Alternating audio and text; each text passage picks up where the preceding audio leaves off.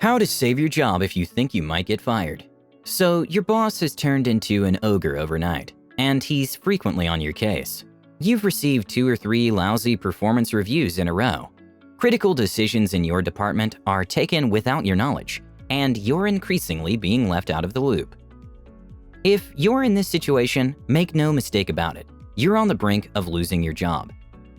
Therefore, it's time to dust off your resume and start looking elsewhere. Or maybe not. If you find yourself in this situation, all is not lost. Yet. In today's video, Practical Wisdom is going to show you how you can turn things around and become the darling of your boss.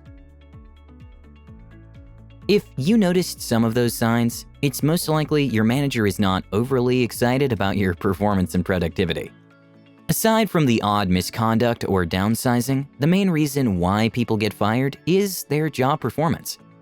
And maybe your manager has been fair enough to let you know verbally or in writing that your work is subpar, and he's not jolly with your results. And he tells you if you want to keep your job, he needs to see an improvement.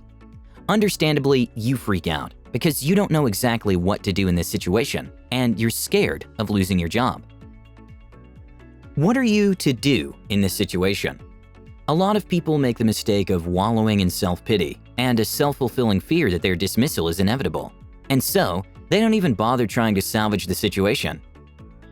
Rather than objectively appraising themselves and aligning with their manager's directions on how to improve their performance, they lose their confidence and start playing the blame game.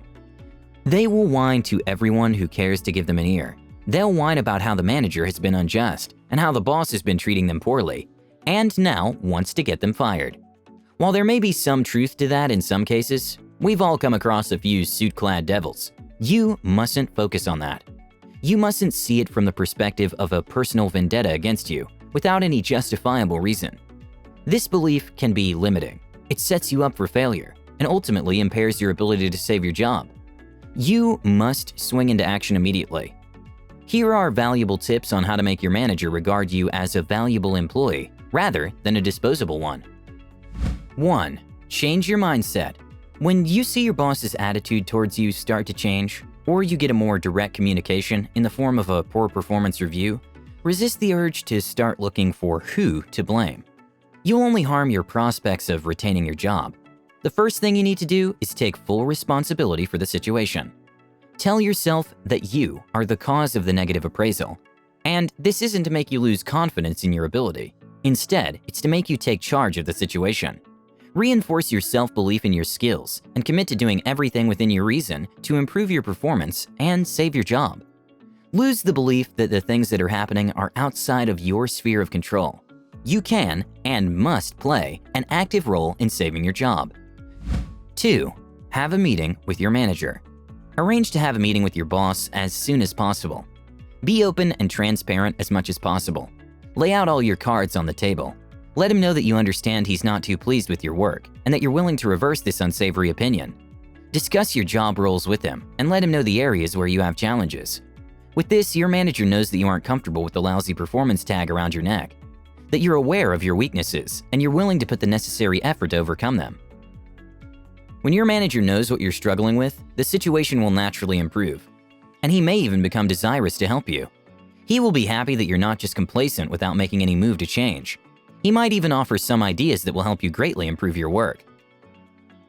However, don't just stop at that. Also ask your boss to lay out his on-the-job expectation for you. This is because most times, poor communication between workers and supervisors leads to a lot of friction. Both parties may not fully understand what is expected of them. The employee may feel that he's putting in his best and become pissed that his manager is not appreciative of that. Meanwhile, the manager thinks that the worker is not doing enough. So you must ask him to spell out what he expects from you in clear terms. Then, start working on them once you leave the meeting. Being on the same page with your boss in terms of expectations will help you increase your output and get you into his good books. 3. Plan ahead. Performance reviews are carried out periodically in most organizations. Say you've received a few appraisals that were not favorable to you. Before the next assessment, you must come up with a strategic plan of how to improve your performance. This is a proactive approach, and it's far better than going into the performance review session and expecting your boss to hand you a plan to bring your work to an acceptable level. Walk into the meeting fully prepared with your deliverables and concrete plans you'll put into place and the time frame to achieve them. This shows management that you've accepted responsibility for the situation and have taken proactive steps to turn things around. And do not go making highly unrealistic promises. It could be something as simple as rearranging your priorities and having a better process for getting things done, or removing all distractions like emails and checking up your phone now and then. Your plan should contain all that you can do to help you work optimally and increase your output. And show that with your strategies. You'll have better results going forward. Being proactive shows that you're on top of your job, even if it hasn't yet reflected in your performance. And this will go a long way in changing your employer's views about you. 4. Do more than is required. Now that you have a full understanding of what is expected of you, do much more. Go beyond the demands of your duty. A good start is by becoming a better team player. When you're done for the day, rather than packing your things and leaving, see if your colleagues need help with their workload and take some of it off of them. In no time, word will spread, and you'll be seen as a valuable asset to have around. Take up more responsibilities. Volunteer for those tasks that nobody wants to touch. It may be a lot of hard work, but being jobless is a lot harder. 5. Be visible and vocal. During meetings, don't be the quiet, subdued child at the back of the class, too scared to ask a question or comment. Ask questions when you're not clear on something. No question is stupid, so long as it can help you do your job. Don't be shy to throw in your own ideas, no matter how silly they may look to you. Your employer will see you as someone who tries to add value and move the organization forward, rather than someone just doing the bare minimum and waiting to collect a paycheck. 6. Lifestyle change. Finally, you may need to make some lifestyle changes if you notice your performance is beginning to slip. You must be at your best while at work to keep your job. Go easy on the coffee and take more water instead. Staying hydrated at work by constantly sipping water will keep your mind keen and active. When you go home after a grueling day at work, instead of watching a series on Netflix or mindlessly scrolling through your social media feeds, power down and go to bed early. Sleep is super important, and getting at least 7 hours of sleep will do you a lot of good. You won't wake up feeling groggy, and your mind will be sharp throughout the day. Eat a healthy breakfast to provide your body and brain with proper fuel for better performance.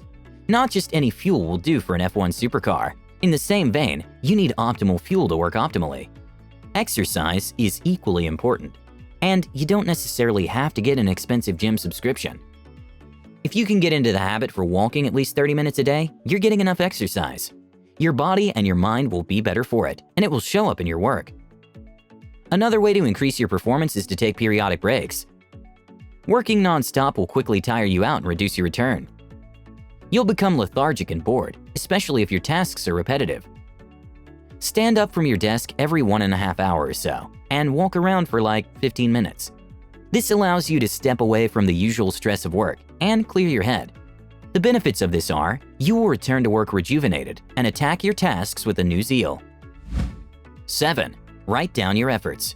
Ensure you write all that you're doing to improve your performance. Jot down your expectations and your progress towards achieving them. Also, note down all the extra work you've taken on and every volunteer activity you partook. And more importantly, write your key achievements, such as the big-ticket clients you won, the deadlines you were able to meet, the value of sales you were able to consummate, and any other highlights. These records will act as evidence of your improved performance when you go for your next performance review. Your manager is sure to be impressed with these solid proof, and unless he's one mean manager, he will shelve the idea of giving you the sack. He might even recommend you for a promotion. In conclusion, when your job is on the chopping board, you can see it from a mile away. Now, this is not the time to start the blame game or play the victim of a witch hunt. You must step up to the plate, take full responsibility, and then commit to turning things around. Find out your weakness and start making changes immediately. Talk to your boss, go the extra mile, overhaul your work ethic, eliminate distractions, whatever it takes to move the needle forward. In no time, your manager will see you as the person of value that you are. He'll not just forget your past woeful performance and discard any plans to drop you. He might even recommend you for a promotion or give you a raise. Well, that's it for today's video. Share it with a colleague or friend if you think they might get fired soon. I'm sure they'd appreciate the heads up and the helpful tips. With that said, you guys, go ahead and like this video if you don't mind, and subscribe to the channel for more awesome videos like this one. And I'll see you guys in the next one.